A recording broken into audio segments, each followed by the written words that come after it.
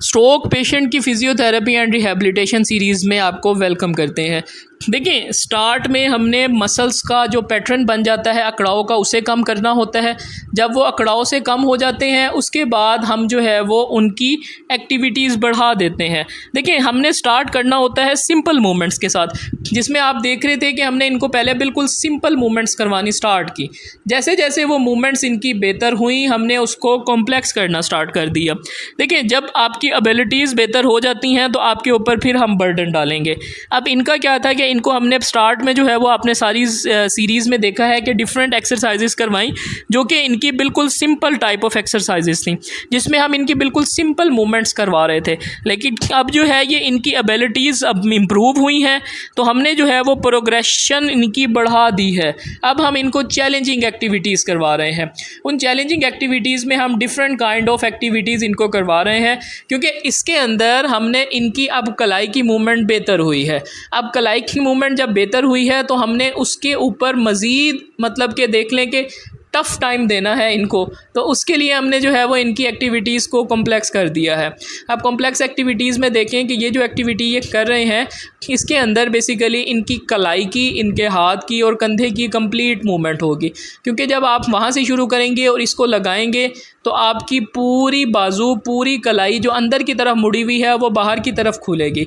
अभी इस complex activity में इनको ये प्रॉब्लम आ रही कि ये दोनों हाथों से उसको लगा रहे हैं, लेकिन आहिस्ता आहिस्ता इनकी हम प्रोग्रेशन कर रहे हैं। प्रोग्रेशन करने के साथ साथ ही ये इस एक्टिविटी को अडॉप्ट करेंगे और इनकी कलाई और बाजू की मूवमेंट चलना शुरू होगी। देखिए, सबसे बड़ी बात ये होती है, ये पेशेंट जब मेरे पास पहले आते थे तो ये सहारे के साथ आते थे, लेकिन इन्होंने आज मुझसे शेयर किया कि अब मुझे किसी सहारे की ज़रूरत नहीं होती।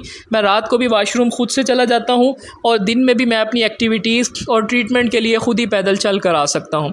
तो ये एक ग्रेट अचीवमेंट होती है एक स्ट्रोक पेशेंट के लिए, जिसको पहले सहारे की ज़रूरत होती है, लेकिन with the passage of time वो जब इंडिपेंडेंट हो जाता है, वो ख़ुद भी कॉन्फिडेंट फील करते हैं और अपनी एक्टिविटीज़ जब इंसान खुद कर रहा होता है और कर सकता है तो वो अपने आप को ब्लेस्ड समझता है। देखें, आप जो है वो अगर अपना इलाज नहीं करवाएंगे तो आप बिस्तर पर रह जाएंगे, आपको डिपेंडेंसी हो जाएगी।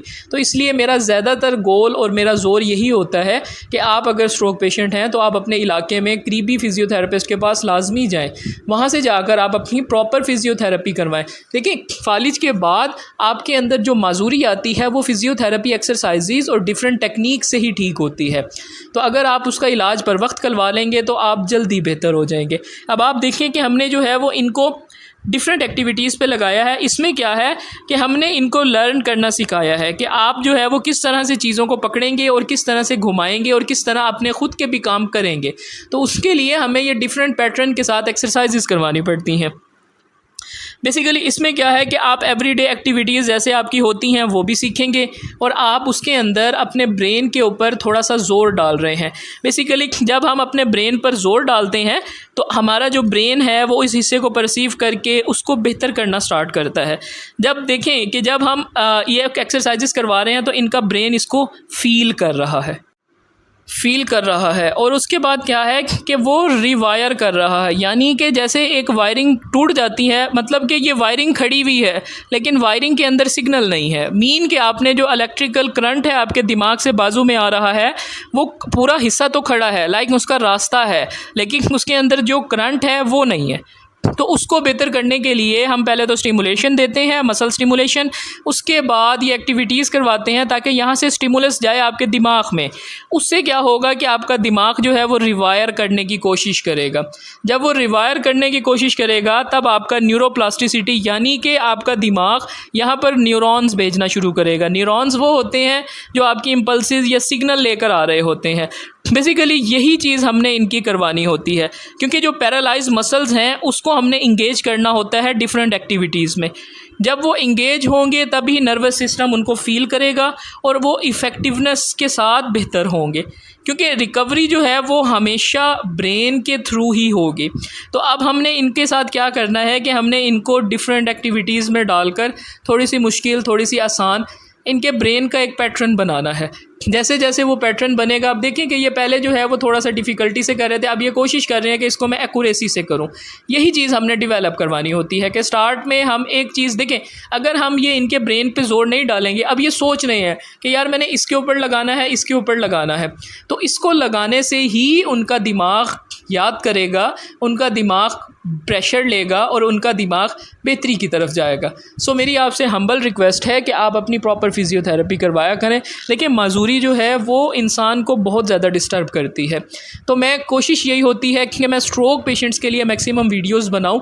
ये मैं अपने पेशेंट की ड्यूरेशन के साथ साथ कोशिश करता हूं कि मैं वीडियोस बनाकर उन्हें एडिट कर वॉइस ओवर कर आप लोगों के साथ शेयर करूं, ताकि मुझे बहुत अच्छा फीडबैक मिलता है, जिससे मुझे मोटिवेशन मिलती है।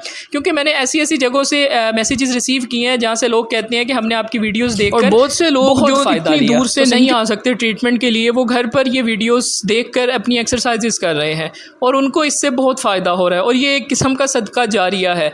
मरीज़ जो ये कर रहे हैं उनको भी इसका सवाब मिलेगा, जो मैं शेयर कर रहा हूँ अल्लाह ताला मुझे भी इसका अजर दें, और आप लोगों को भी अल्लाह ताला सेहत दें, क्योंकि सेहत से बढ़कर कोई नेमत नहीं है। सो इसलिए ये है कि ये वीडियोस आप घर पर देखकर कर सकते हैं। इसमें बिल्कुल आसान वर्जिशें बताई जाती हैं। मैं इसमें प्रॉपर शुरू से लेकर एंड तक जो जो एक्सरसाइजेस मैं अपने मरीज़ों को करवाता हूँ वो सारी मैं कोशिश करता हूँ कि मैं शेयर करूँ, ताकि इससे जो है वो हमें सीखने का मौका मिलता है। जब किसी के पास कोई नॉलेज हो तो वो उसको शेयर करे। उससे क्या है कि हमारे कोलीग प्रोफेशनल फिज़ियोथेरेपिस्ट वो भी इन मशवरों को अडॉप्ट कर सकते हैं, मरीज़ भी इन मशवरों को अडॉप्ट कर सकता है, और इसमें हम सब की बेहतरी है। Thank you so much for watching.